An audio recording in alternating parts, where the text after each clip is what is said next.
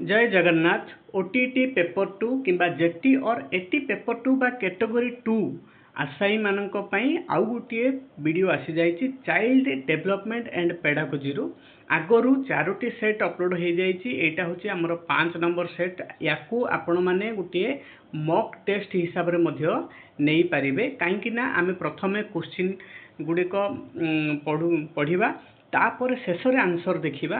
Question पर गोटे question पर आंसर नेक्स्ट क्वेश्चन पर आंसर एमती नुह प्रथमे गोटे क्वेश्चन तापर आ गोटे क्वेश्चन तापर आ गोटे क्वेश्चन एमती 10टी क्वेश्चन देखिबा जो गुडा कि पूरा मोस्ट इंपोर्टेंट क्वेश्चन पिला माने तुमरो परीक्षा रे आसीबार संभावना बहुत अधिक अछि। एबे आगामी परीक्षा रे जेउ परीक्षा अछि ओटीटी हो तबा जेटी किंबा एटी परीक्षा जहाँ भी हो सेथिरे आसीबार संभावना बहुत अछि। सेथिरे आउ परीक्षा रे आसीबा भली बछा बछा प्रश्न को नहीं ही आमे वीडियो बनेछु। तो वीडियो को शेष पर्यंत देखंतु, जमारू भी स्किप करंतु नाही। आउ डेरी न करी देखिबा आमे एही वीडियो रो प्रथम क्वेश्चन कोन रहिछि केउ मनस्तत्वविद कैशोर मानक क्षेत्र रे झड़ मानसिक उत्तेजना शब्दद्वय गठन करथिले। क्लार्क हॉल ना कोलबर्ग ना स्टानली हॉल ना ब्रुनर किए हब ए भितरु केउ वैज्ञानिक केउ मनस्तत्वविद कैशोर मानक क्षेत्र रे झड़ और मानसिक उत्तेजना शब्दद्वय गठन करथिले। कौन आंसर हम जमती आगुरी कही गोटे ब्लैंक पेपर बा रफ खाता आ पेन नियंतु आंसर टी लिखि नियंतु। नेक्स्ट क्वेश्चन देखिबा आमे क्वेश्चन नंबर 2। क्वेश्चन नंबर 2 रे कोन रहिछि शिक्षार्थी रो शिक्षण फलाफल को मापि परथिबा परीक्षण को कोन कहा जाय। शिक्षण फलाफल को मापि परथिबा परीक्षण को कोन कहा जाय। उपलब्धि परीक्षण ना बुद्धि परीक्षण ना अभिक्षमता परीक्षण ना सृजनशीलता परीक्षण। नेक्स्ट क्वेश्चन आमे देखिबा क्वेश्चन नंबर 3 गठनमूलक मूल्यांकन उद्देश्य कौन। गठनमूलक मूल्यांकन उद्देश्य उद्देश्य कौन एटा द्रुटा एक्स्ट्रा हो जाइछि। मूल्यांकन उद्देश्य कौन देखिबा। ऑप्शन देछि कौन परिमापन करा जिवो स्थिर करा जाय थाए स्थिर करथाय। गठनमूलक मूल्यांकन कौन परिमापन करा जिवो स्थिर करथाय।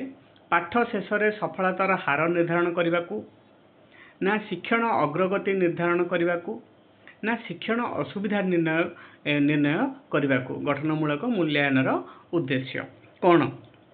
नेक्स्ट क्वेश्चन देखिबा आमे क्वेश्चन नंबर 4 उत्तम प्रश्न गठन करबा निमंते केउ वैशिष्ट्य प्रति दृष्टि देबाकू होय थाए। उत्तम प्रश्न गठन करिया पई केउ वैशिष्ट्य प्रति दृष्टि देबाकू पड़थाय। स्पष्टता निर्दिष्टता प्रासंगिकता उपरोक्त समस्त को ऑप्शन टी यार सठिक उत्तर हबो लिखंतु। नेक्स्ट क्वेश्चन हमर देला 5 नंबर क्वेश्चन निम्नस्थ केउ कारक एक परीक्षण रो विश्वस्तता को प्रभावित करथाय। हमर इवैल्यूएशन चैप्टर रो बहुत क्वेश्चन एतरे अछि। निम्नस्थ केउ कारक एक परीक्षण रो विश्वस्तता को प्रभावित करथाय। प्रथम ऑप्शन देला प्रश्नपत्र रो शब्द विन्यास, द्वितीय रे देला भौतिक पृष्ठभूमि किंबा गठन, तृतीय देला उत्तरदातांक मानसिकता, चतुर्थ रे देला उपरोक्त समस्त। आपण माने आंसर गुडी को कमेंट रे मध्य कमेंट बॉक्स रे मध्य कमेंट करी जणे परिबे जा फल कि समस्त देखि परिबे शेषर तो आंसर अछि। नेक्स्ट देला हमर 6 नंबर क्वेश्चन ग्राफ केउ प्रकार रो शिक्षण उपकरण अटे। ग्राफ केउ प्रकार रो शिक्षण उपकरण अटे। ऑप्शन ए देला दृश्य, बी देला श्राव्य, सी देला दृश्य श्राव्य, डी देला संगृहीत। नेक्स्ट क्वेश्चन देखिबा हमें शिक्षादान रे सामाजिक संगठनवाद कहा उपरे केंद्रीभूत। सामाजिक संगठनवाद कहा उपरे केंद्रीभूत। ऑप्शन ए देला परीक्षा अभिमुखी शिक्षण, ऑप्शन बी देला सूचना किंबा तथ्य अभिमुखी शिक्षण, ऑप्शन सी देला अनुभूति उपरे आधारित शिक्षण, ऑप्शन डी देला निष्क्रिय शिक्षण। नेक्स्ट क्वेश्चन देखिबा हमें क्वेश्चन नंबर 8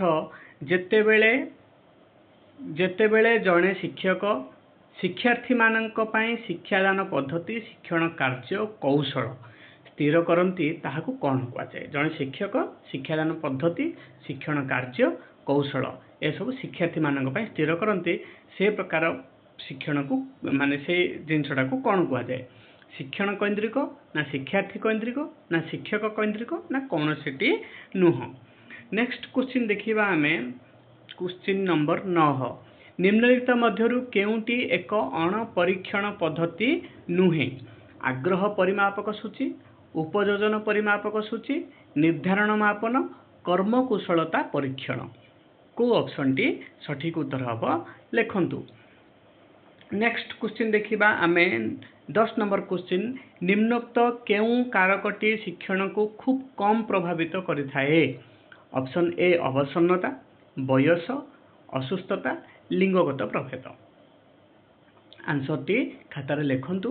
वर्तमान आमे 10 जाक क्वेश्चन आंसर देखिबा याकू मु आगुरु कहितली तुमको याकू गोटे मॉक टेस्ट हिसाब रे नबो कोन हिसाब रे नबो मॉक टेस्ट हिसाब रे देखो 10 मिनिट रु अधिक समय नबनी 10 मिनिट रे जेमती तमे 10 जाक क्वेश्चन आंसर देई परिबो सेति प्रति यत्नमान हेबो मॉक टेस्ट हिसाब रे नबो देखिबो 10 रु केते मार्क रहुची पॉज करी देखंतु 10 टी क्वेश्चन आंसर ओडिया रे एठी रहिला तापर रहिला 10 टी क्वेश्चन आंसर इंग्लिश रे रहिला पॉज करी जो माने ओडिया रे आंसर देचंदी बा जो माने इंग्लिश रे आंसर देचंदी से माने तारो सठिक मार्किंग करंतु। तापरे हमर नेक्स्ट वीडियो आसीबो सेट 6 रो ओटीटी पेपर 2 बा जेटी पेपर 2 पई आशाई स्टूडेंट को मानंग पई मोस्ट इंपोर्टेंट क्वेश्चन को नहीं आउ गोटे सेट आसीबो सेट 6 नेक्स्ट वीडियो रे आपण माने कोन करिवे प्ले लिस्ट को जाई जदि आगरु देखि नाहंती 1 रु 6 नंबर क्वेश्चन पर्यंत बोली देखि परिवे हां आउ ओटीटी पेपर 1 पई मध्य आमे गोटे प्ले लिस्ट बनै देछु जो माने पेपर 1 पई प्रिपेयर होउछंती से माने मध्य देखि परिवे ओटीटी पेपर 1 बा जेटी एटी रो पेपर 1 बा कैटेगरी 1 पई तो वीडियो निहाती रूपे भल लागिथिबो काहेकि ना आमे एही सब जो क्वेश्चन गुडी को ओडिया रे टाइप करबा बेले बहुत परिश्रम लागे पिला माने बहुत समय लागे बहुत टाइम टेकिंग आमे एही क्वेश्चन गुडी को ओडिया रे टाइप करछु तुम मानक पई कंप्यूटर रे टाइप करछु तापरे वीडियो करछु तो हमको गोटे गोटे वीडियो करबा पई पाखा पाखी 2 घंटा समय लागे जाउची तुमे माने 10 मिनिट भितर से वीडियो को देखु जाओ तो हमर कष्ट को जदि आपण माने सठिक मूल्य देबा को चाहउछंती तेबे वीडियो को लाइक करंतु वीडियो रे कमेंट करंतु एवं वीडियो को शेयर मध्य करंतु चैनल को सब्सक्राइब करंतु आ आपण को संग साथी माननको को मध्य एथि प्रति सजाग करंतु रहउची जय जगन्नाथ।